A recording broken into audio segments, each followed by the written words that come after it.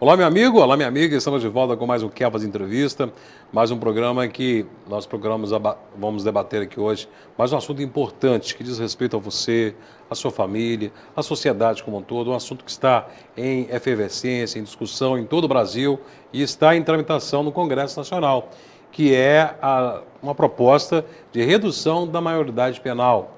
Hoje, sabe-se no Brasil, de acordo com o Código Penal, maiores de 18 anos quando forem flagrados, quando forem presos cometendo algum tipo de crime, devem ser submetidos ao Código Penal brasileiro, ou seja, vão presos, sofrem sanções de restrição de liberdade e tudo mais. Já os menores de 18 anos, eles acabam sendo penalizados, quando são penalizados, com medidas socioeducativas que para muitos são medidas totalmente inócuas, não têm qualquer eficiência. E o menor rapidamente volta para as ruas cometendo crime. E para muitos, os defensores dessa redução da maioridade penal, esse crescimento da violência no Brasil se deve principalmente pelo acesso, né, dos traficantes, dos criminosos aos menores como os seus soldados na linha de frente. Isso está em discussão em todo o país e nós também vamos abrir aqui a discussão em cima disso. Hoje, nós vamos trazer aqui o representante do Conselho Regional de Psicologia, que é psicólogo, né, está aqui conosco hoje, o Marcos, que recentemente participou de um debate, um ciclo de debates promovido pelo Conselho, que tem um posicionamento em relação a essa proposta. Marcos, muito obrigado por estar conosco aqui. Gostaria de saber qual é, primeiramente, o posicionamento do Conselho, dos psicólogos em relação a este tema. Mas, primeiramente, agradecer, né, ao convite, ao espaço para a gente se posicionar, né, e também parabenizar pela abertura de um debate, vamos dizer assim, mais lúcido, né, em relação a esse tema, porque, infelizmente, em termos de espaço na mídia, a gente vê o tema da discussão da maioridade penal sendo feito de uma forma muito sensacionalista e, às vezes, levando a esse encaminhamento de uma resposta só em torno da maioridade, da redução da maioridade como uma questão para se resolver o problema da violência infanto-juvenil, né? E a gente, do Conselho Regional de Psicologia, o sistema conselhos, né, com todos os conselhos regionais e o Conselho Federal de Psicologia, a gente compõe uma frente nacional contra, né, essa proposta de uma redução da maioridade penal, por entender que não é estar aí o foco da resolução dessa problemática, né? Então a gente é contrário a esse posicionamento. E nesses debates que vocês participaram, promoveram, né, tiveram lá representantes de outros segmentos também, não é? Sim, sim. Foi um debate que a gente procurou, assim, não só manter um discurso só nosso, do Conselho Sim. e da Psicologia, mas foi um debate multiprofissional, então a gente teve a presença de um advogado e também delegado da área da segurança pública, tivemos a representante da medicina, um pediatra e um psicólogo. Um psicólogo que vai poder debater de uma forma multidisciplinar essa questão. Pois é, Marcos, já entrando nesse mérito, nessa discussão que está no Congresso Nacional, repito, ainda está em discussão, né, tem que passar, já passou em comissões, mas tem que ser votado em plenário, tem que ir à sanção presidencial para virar realmente, definitivamente, lei e haver a real redução da maioridade penal, né, para que o juiz possa aplicar as penas e tudo mais, para que o menor, por exemplo, que cometa um homicídio possa ir a júri popular, como acontece nos outros países. Então, o que a gente não pode discutir, Marcos, eu acho que não cabe discussão, é que alguma coisa tem que ser feita, né? Porque do jeito que estamos na nossa sociedade, não precisa olhar hoje para São Paulo, para Rio, para se assustar com a criminalidade, é só, né, acompanhar o que acontece em Governador Valadares, na imprensa, nas mídias, infelizmente nas redes sociais, explodem as ocorrências criminais em Valadares. Vivemos uma sociedade bastante violenta hoje em nosso país. Algo tem que ser feito. Sim. E você acha que fazer algo como, por exemplo, reduzir a maioridade penal, punir criminosos, adolescentes, infratores com 16, 17 anos, não ajudaria a diminuir essa violência? Márcio, a primeira coisa que eu acho que assim, é importante esclarecer e que nem sempre, né, as pessoas têm essa consciência, quando se fala muitas vezes um olhar sobre o ECA, o Estatuto da Criança e do Adolescente, né? Como se o ECA fosse um instrumento que só desse direitos aos adolescentes, né? E que muitas vezes, por conta dessa visão, estaria contribuindo para essa espécie de impunidade, né? E é importante a gente destacar que o ECA ele é uma lei, né, que veio a dar garantias e proteção aos adolescentes, mas também veio dar responsabilidade ao adolescente no momento em que ele transgride uma lei. Então, antes do Estatuto da Criança e do Adolescente, nós não tínhamos nenhum tipo de instrumento específico para o adolescente que viesse, né, para responsabilizá-lo sobre o seu ato, né? Então, o Estatuto da Criança e do Adolescente ele prevê uma série de medidas para responsabilizar esse adolescente quando ele vier a cometer um ato infracional, né? Isso vai desde medidas de meio aberto até as medidas mais graves, vamos dizer assim, que são aquelas de restrição de liberdade. Ou de liberdade parcial, que é o semi-liberdade, ou até a liberdade total, que são as internações, né?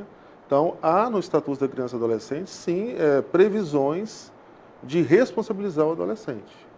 Em Valadares, por exemplo, temos o Centro de Internação de Adolescentes, né, Exatamente. o CIA, né, que tem esse papel, né, de internação, porque hoje, por exemplo, um crime de grande ofensividade, como por exemplo crimes contra a vida, não é, praticado por menor, são passíveis de punições de restrição de liberdade, sim.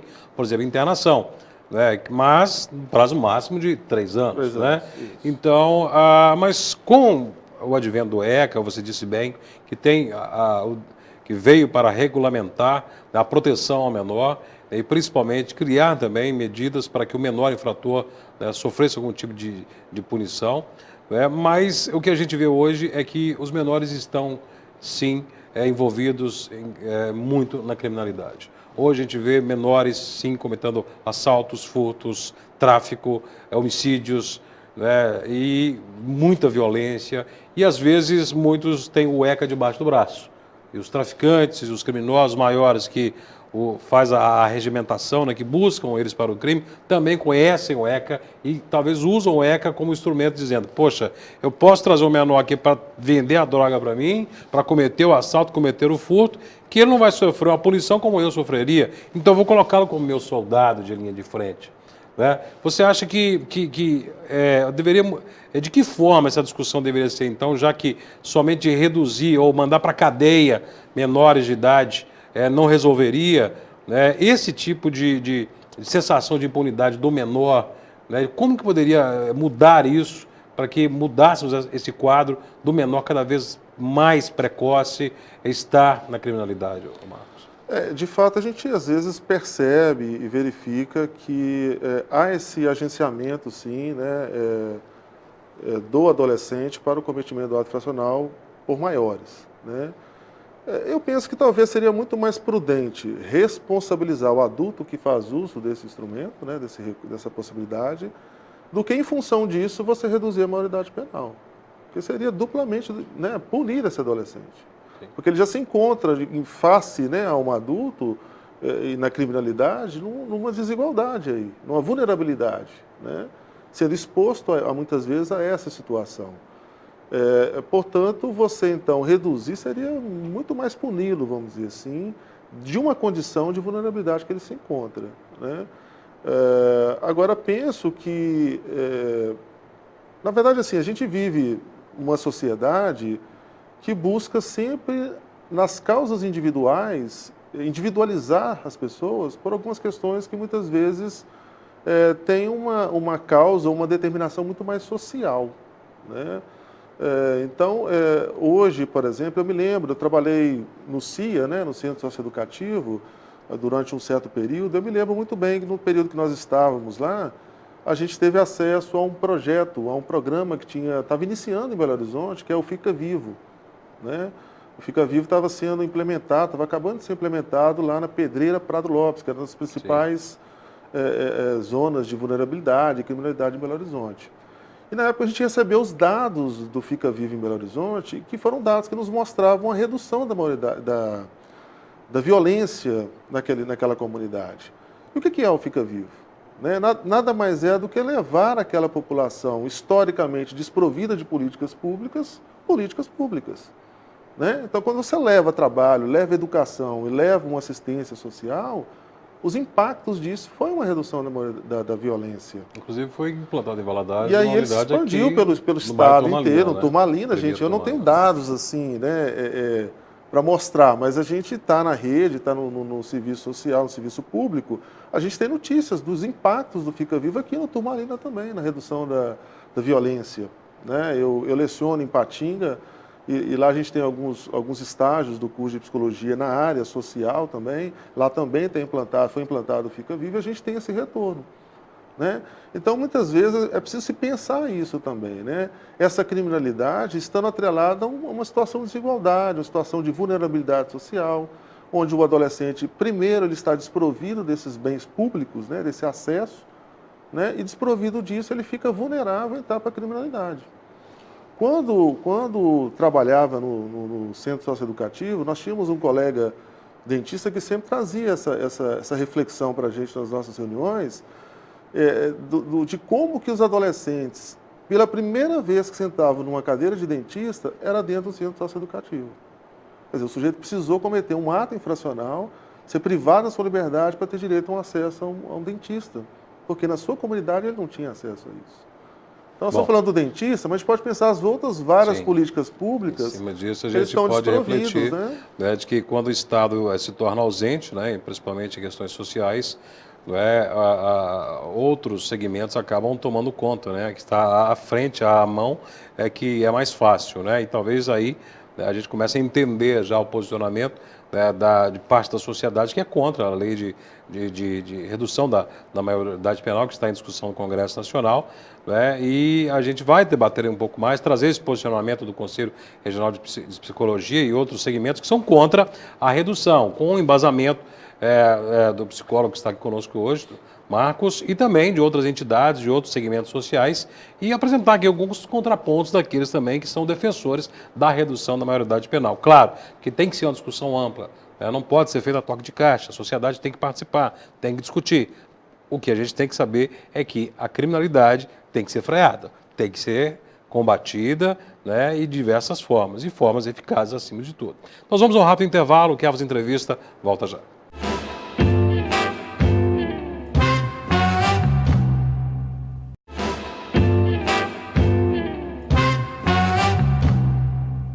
De volta com o Faz Entrevista, hoje recebendo o Marcos Macedo, psicólogo, representante do Conselho Regional de Psicologia, fazendo um trabalho interessantíssimo, ele que já esteve à frente, inclusive, de um trabalho junto a uma entidade socioeducativa em Governador Valadares, de trabalho de adolescentes que sofreram medidas de restrição de liberdade, foram, por exemplo, punição de internação por terem cometido crime, e foram encaminhados para o CIA, e ele esteve lá, conviveu juntamente com esses adolescentes, e está aqui hoje, defendendo uma bandeira de encontro contra essa proposta de redução da maioridade penal, ou seja, menores de 16, 17 anos sendo passíveis de serem punidos como os adultos, né, irem à jura popular, irem para cadeias penitenciárias, né, e por isso muitos debatem essa situação. Marcos, os defensores da redução da maioridade penal dizem que, por exemplo, o que se fala é que o adolescente, que o menor, 16, 17 anos, ainda não tem consciência, não é, daquilo que está fazendo. Né? Mas que, por exemplo, para votar, ele tem o direito de votar, de tirar o seu título de eleitor e votar, eleger um presidente que vai reger o seu estado, o seu país, o governador, o prefeito e tudo mais. Essa questão, né, psicologicamente falando, né, essa questão da consciência, qual que é a realidade em relação ao menor que comete esse tipo de crime? Ele tem essa consciência? É de caso a caso, né? A gente não dá para generalizar, porque aí vai depender de adolescente, vai depender da idade de que adolescente que nós estamos falando, né? As medidas de internação vão de 13 aos 18, então é diferente você falar para aquele que está com 13, 14, para aquele que está chegando aos 17. Cada vez que você tem mais baixo na idade, a diferença de idade faz uma diferença muito grande no desenvolvimento, né?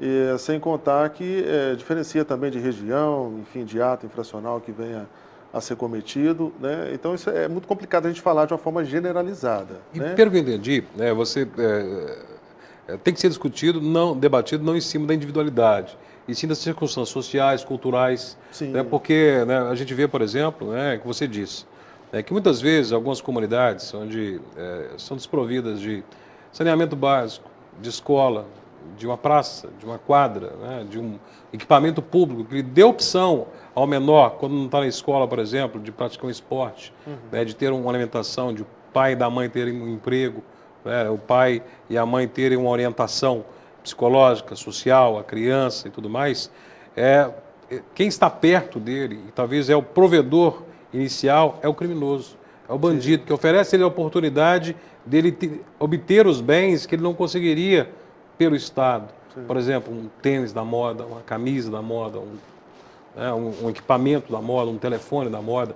Então você acha que essa situação cultural e social é que tem que ser debatida e não só e pura e simplesmente a redução em si? Sim. Na falência do Estado, a criminalidade entra, né? Agora, Márcio, a gente também não pode negar que você possa ter adolescentes que tenha o que a gente costuma chamar de personalidade voltada para o crime. Pode ter algumas situações em que realmente, de fato, aquele adolescente, mesmo tendo acesso a todas essas condições, ele se volte realmente de uma forma incisiva para o crime. Mas eu acho que na nossa realidade brasileira, isso é muito mais uma exceção do que uma predominância. Portanto, acho que o foco tem que ser maior nas condições de vulnerabilidade que eles se encontram. Porque é nessas condições que a gente percebe muito claramente que condiciona a sua entrada para o crime, né, para os atos infracionais. Você no trabalho realizado lá nessa unidade do governador Valadares, né, como que você percebeu o perfil desses adolescentes? E principalmente esse trabalho realizado de ressocialização, essa tentativa, né, de tirar essa iniciativa e essa vontade de estar no mundo do crime do adolescente, teve sucesso, obteve frutos, há resultados positivos? Na nossa realidade aqui especificamente, a gente tinha uma unidade muito diferente de outras características das antigas FEBEMs, né? Porque era uma unidade, não sei como se encontra, né? Mas até o tempo que eu estive, uma adolescente passava quase que o dia inteiro em atividade com alguma coisa, né? Você tinha uma escola lá dentro, você tinha curso profissionalizante, você tinha os profissionais de uma equipe técnica que tinha a possibilidade de atender esse adolescente. Então, ele não ficava o tempo todo preso dentro da seu alojamento, vamos dizer assim. Então, ele tinha as atividades, né? Isso contribui, isso ajuda para que ele não se torne ali um espaço ocioso onde ele fique só pensando em coisas que talvez vá prejudicá-lo, né? Mas, por mais que você tenha uma condição, ou as unidades, isso é raro, nem todas as unidades no país têm essa estrutura, mas isso por si só também não dá conta, né? O sujeito pode ficar ali os 3 anos máximo, que é o estatuto estabelece, mas um dia ele vai ter que voltar, né? E aí quando ele vai voltar para essa comunidade. Se essa comunidade não tiver a assistência do Estado para que ele possa seguir uma vida, né, nessa falência, o crime vai o acolher, com certeza, né? Então, tem uma contribuição, a internação tem uma contribuição, mas tem que se pensar também o contexto lá fora, né, que é o fundamental. E um ponto interessante também, assim, quando a gente fala dessa falência, né, do Estado, aquilo que antigamente a gente via como uma realidade de capital, hoje é uma realidade de qualquer localidade, inclusive em Valadares, e a gente pega essa coisa do agenciamento, né? Você imagina por uma criança com 8, 10 anos, que está no seu processo de formação, com 8, 10 anos ela é agenciada como um aviãozinho.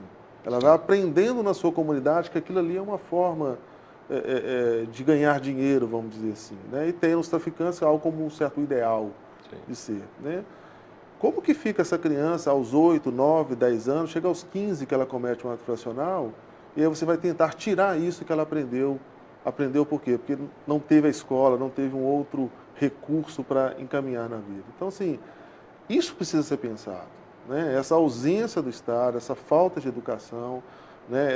Agora a gente tem, por exemplo, no município e outros municípios também, a implantação da escola integral é uma boa saída, uma boa possibilidade de dar a esse adolescente, dar a essa criança espaço de educação e de formação, né? Precisa ser melhor qualificado esses espaços, não pode ser só também um espaço de ociosidade. Mas eu acho que é isso que a gente precisa discutir, né? E é isso que a gente não vê, né? Assim, a discussão fica só centrada no reduzir ou não.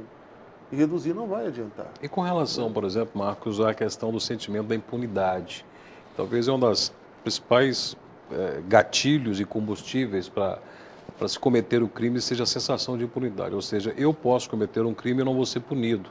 E o menor, ele hoje sabe disso. Ele sabe de todos os seus direitos, o que vai acontecer com ele, o que não vai se ele cometer aquele crime. E muitos dizem que a partir do momento que menores de 18 anos começarem a ser punidos como os maiores, eles vão pensar muitas vezes antes de cometer um crime. Você acha que esse argumento tem algum peso? A punição existe, né? Só ressaltar que existem as 6 medidas socioeducativas, desde das medidas de meio aberto, de responsabilização, até essa da internação, que é a restrição de liberdade, elas existem, né? Elas precisam ser reforçadas o tempo todo. Eu acho que não é naquilo que se clama hoje, né? Assim, de cada vez... Quando se fala em punição, né? Quando as pessoas falam, é preciso punir, ter responsabilização, na verdade as pessoas estão pedindo tirar do meio contenção, social. contenção, retirar do meio. Prender. Né? Prender, exatamente. Não é isso que vai resolver. Eu acho que essa sensação, esse incômodo com a impunidade, poderia ser revertido como incômodo pela situação de vulnerabilidade que os adolescentes nossos estão ficando. Porque isso é que está produzindo, desde lá de mais novo até chegar aqui aos 15, 16 anos. Quando chega aqui já está numa condição que a gente só vai ter como resposta, ou procurar a resposta, no retirar. Retirar para onde? Para esses espaços que vão cada vez mais inchando, e a gente que não vê não tem muitas condições de ressocializar. Exatamente. Né? E o modelo prisional brasileiro está também completamente falido, né? Não ressocializa ninguém. Por exemplo, temos o governador Valadares, a cadeia pública. Tivemos até uma audiência pública aqui essa semana em governador Valadares. A cadeia pública de Valadares tem capacidade para 250 detentos, hoje tem 900, mais de 950.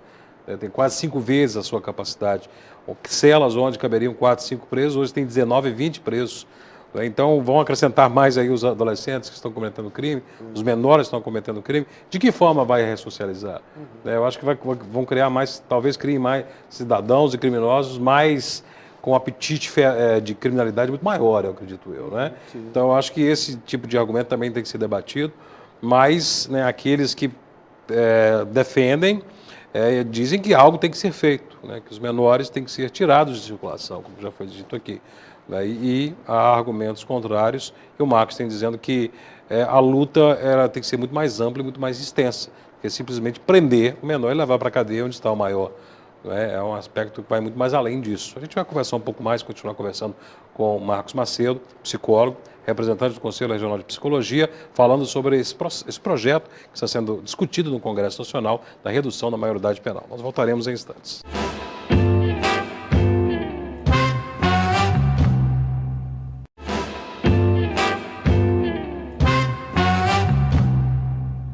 Estamos de volta com o Quer Fazer Entrevista, hoje recebendo o Marcos Macedo, psicólogo, representante do Conselho Regional de Psicologia, que faz parte dessa frente, né, desse movimento de ir de encontro e contrário a projeto de redução da maioridade penal. Né? Hoje discutimos aqui, nos 2 últimos blocos, pontos e contrapontos dessa medida, muitos que defendem, querem que os menores sejam detidos, presos, que vão a julgamentos e sejam punidos e levados a cadeias penitenciárias e cumpram penas como maiores. Né? Mas, por outro lado, né, como é o caso dos conselhos de psicologia, do Conselho Federal e de outras entidades da sociedade civil, argumentam que é uma medida que não terá efeito. Né? Por exemplo, eu dou um dado aqui do Conselho Nacional de Justiça que mostra que 3% dos crimes de alto poder ofensivo, crimes contra a vida principalmente, são cometidos por menores. Ou seja, esse tipo de crime é o que mais causa a sensação de insegurança, que são tentativas de homicídio e homicídio, são esses que causam uma sensação de segurança muito grande. É o que ocorre em Governador Valadares, por exemplo. No ano passado fechamos um ano com quase 200 homicídios em Governador Valadares, isso assusta muito. Então, praticamente, a parcela de crimes como esse cometidos por menores é muito pequena, apesar de Valadares ter ocupado, durante um bom tempo, encabeçado aí, a lista dos 5 municípios com o maior número de vítimas de homicídios sendo menores. Isso assustou muito também. Então, dentro disso, a gente já debate nesse último bloco, desse processo que avança, desse projeto que avança, essa discussão que a gente falou das falências, Marcos. E, por exemplo, na nossa época, né, de adolescente, nós tínhamos alguns valores familiares. Eu respeitava o professor, eu respeitava o padre, eu respeitava o mais velho, eu respeitava meu pai e minha mãe. E hoje que a gente vê, os adolescentes, os menores, eles não têm esses valores, né? Hoje a gente vê que as escolas hoje, o professor tem medo do aluno, né? Na religião, muitas vezes, independente da religião, não há procura pela religião. Na sociedade, né, a lei do mais forte prevalece, eu estou armado, eu sou melhor do que você, eu sou mais poderoso. Então, a família também tem esse papel, né, e tem esse dever, e tem essa culpa também, nessa realidade que estamos vivendo hoje. Eu acho que a família também deveria ser resgatado, deveriam ser resgatados esses valores, né, Marcos? A gente fez essa discussão até a segunda-feira, né? Tocamos nesse ponto, como que nessas falências também comparece como ídolo, né? Exatamente o traficante do bairro, né? E como que o adolescente muitas vezes identifica nesse lugar, né? Me lembro também do período que estive lá no centro socioeducativo, como que era comum, né, você ter adolescentes que não tinham registro de pais, né? Até mesmo simbolicamente ali na identidade, você não, pai desconhecido, né? Quer dizer, você não tem não só o pai fisicamente dentro de casa, mas no próprio registro, porque simbolicamente para o adolescente é importante, né? Não tinha, né? Então, eu acho que isso talvez possa também contribuir, né, para essas condições hoje de vulnerabilidade que a gente está falando e que se encontra a nossa adolescência, né? É porque adolescentes que cometem crime hoje, a gente vê muitas vezes o perfil do adolescente que comete crime. Claro, a gente vê que estão ali em risco social, às vezes o pai abandona, o pai está envolvido com crime, a mãe envolvida com o tráfico, consome, né, está ali viciada no tipo de droga, o pai também. Mas a gente vê também famílias estruturadas enfrentando esses problemas, famílias conceituadas, famílias que estão aí no seio da igreja, famílias que que estão em classes sociais mais de maior nível, né, economicamente falando, também tem jovens que estão sendo cooptados para o crime. Né, e muitas vezes isso não se pode dizer que é uma questão social, mas talvez é uma questão de valores mesmo.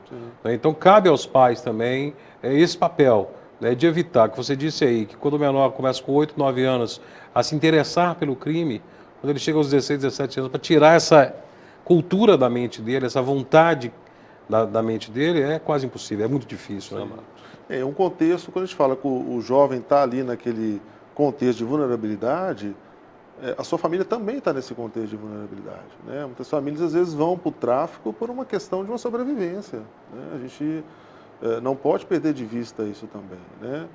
E ir ao tráfico por uma questão de sobrevivência também está denunciando uma ausência de trabalho, uma ausência de condições de vida, né? Então tem toda uma questão que perpassa as desigualdades sociais, que a gente não pode descolar isso, né? Não pode justificar somente isso no alto índice de criminalidade, talvez não, mas não podemos olhar a questão maioridade penal descolado desse contexto. A nossa subjetividade ela se constrói no nosso contexto, onde a gente nasce, onde a gente vive, né? Então nós não podemos separar essas duas coisas. Nós temos que nos indignar, né, também, não só com os tipos de crime que a gente está vendo, mas com uma série de, vamos considerar também isso como crimes contra as nossas adolescências, né? A ausência de escola, a ausência de condições de vida, a ausência de trabalho, a ausência de oportunidade. Isso acho que tem que fazer parte da nossa indignação, né? E quando a gente fica lá discutindo só a questão da maioridade penal, num problema que é um problema da violência infanto-juvenil, a gente perde de vista tudo isso. A gente não fica indignado com outros crimes que vão acontecendo pelo país afora, né? Crimes relacionados a desvios de dinheiros, que vão interferir numa ausência de uma escola, por exemplo, no bairro, que por cadeia vai propiciar que esse adolescente fique vulnerável e cometer um crime. Essas coisas não estão distantes. Essas coisas, no nosso raciocínio do dia a dia, para pensar a criminalidade infanto-juvenil, essas coisas têm que se aproximar. Não são coisas desconectadas. A falta de uma escola no bairro faz uma diferença muito grande. A falta de uma praça no bairro faz uma diferença muito grande, né? Bairros, às vezes, que você não tem oportunidade de convivência social, né? Esses adolescentes ficam vulneráveis ali também. A gente discutia até também na segunda-feira como que citamos alguns exemplos de alguns esses bairros novos, habitacionais, né, que estão sendo construídos, pegamos alguns exemplos lá, como que eles não têm espaços de convivência comunitária. Aquele aglomerado de casas ali que não tem uma quadra, não tem nada.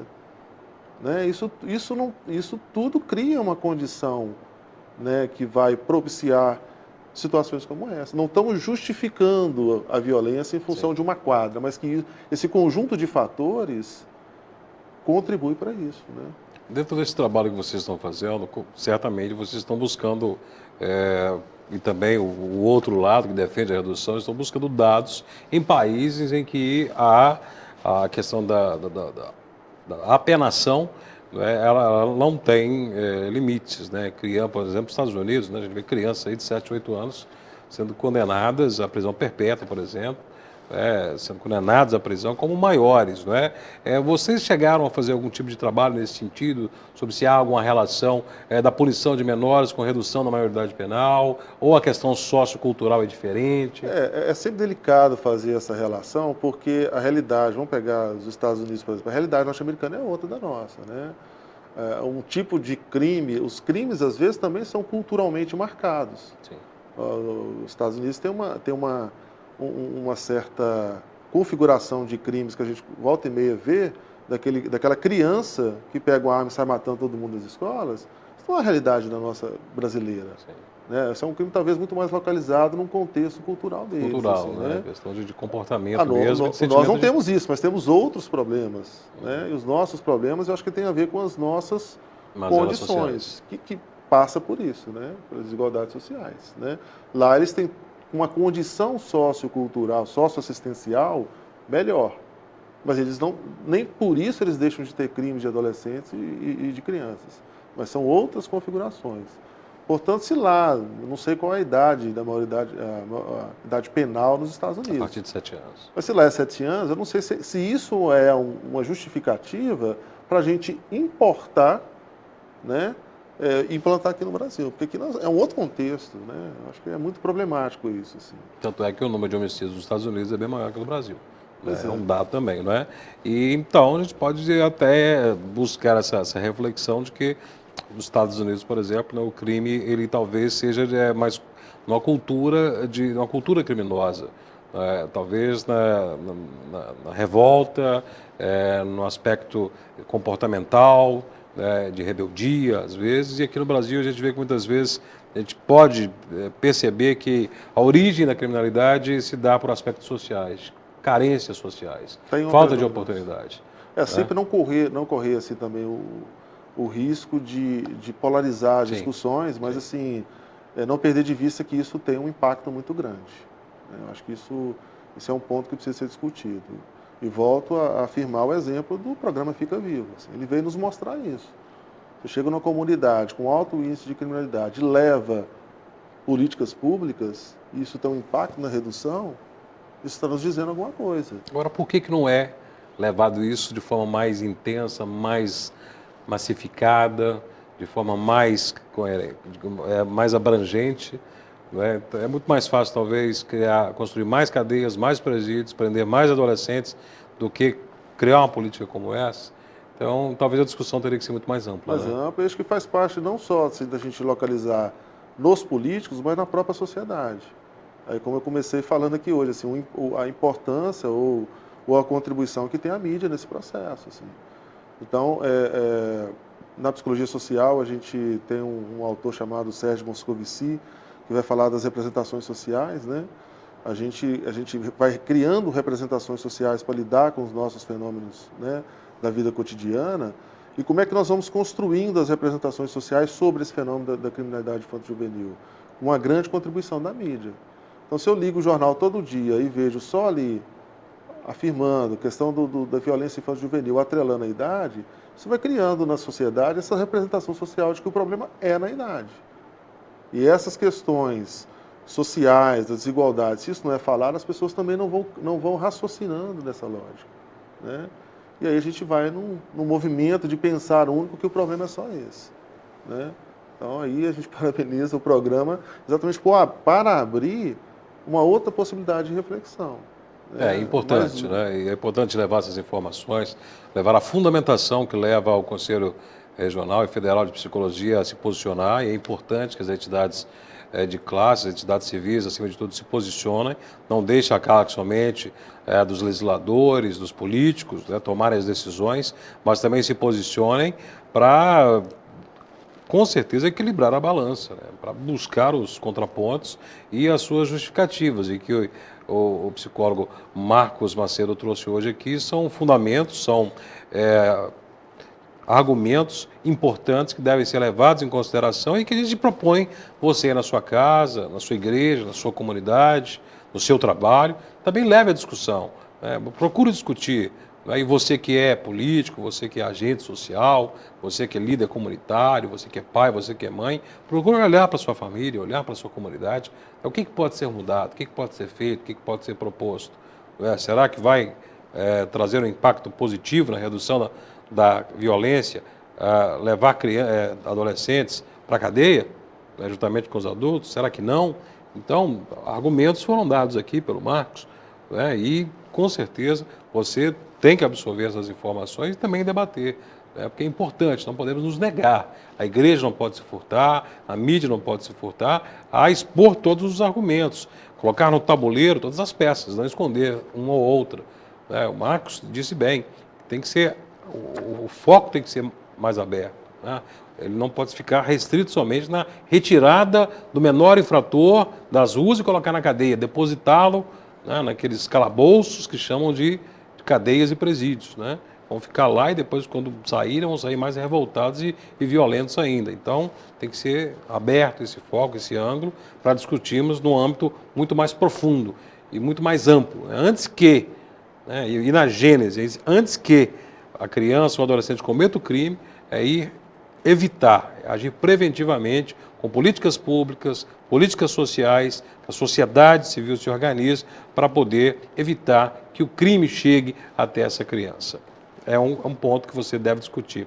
Nós agradecemos muito, né, estamos à disposição para debater o tema, né, para que vocês possam expor as ideias, e eu acho que é válido. Parabéns pela iniciativa de chamar a sociedade para discutir. Isso é democracia, isso é saudável, Marcos. E a gente que agradece o espaço, né, para trazer essa discussão, como eu falei anteriormente, nem sempre aberto a essas discussões mais amplas, né, na mídia, e é fundamental para a gente pensar. Assim, acho que está em questão aí, não é só a questão da maioridade, está em questão aí o futuro da nossa juventude, né?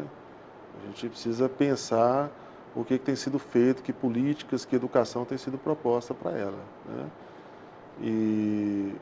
E o índice muito grande de crimes cometidos por adolescentes, acho que denuncia isso, né? Denuncia que muita coisa precisa ser feita. Exatamente, coisas muito mais amplas. E a você que acompanhou o nosso programa, muito obrigado, né, pela sua audiência. Contamos sempre com sua audiência aqui no Kefas Entrevista e contamos com a sua colaboração. Pode propor temas, assuntos, entrevistados, convidados, através do facebook.com/TV Kefas, e a gente se encontra todos os dias aqui, segunda a sexta-feira, logo após a novena do Bom Pastor, às 7h30 com o nosso Kefas Entrevista. E em breve teremos as reprises durante o dia, para você que não pode ver à noite, vai poder também ver durante o dia nosso Kefas Entrevista. Muito obrigado, continue aqui conosco na TV Kefas, afiliada à Rede Século XXI.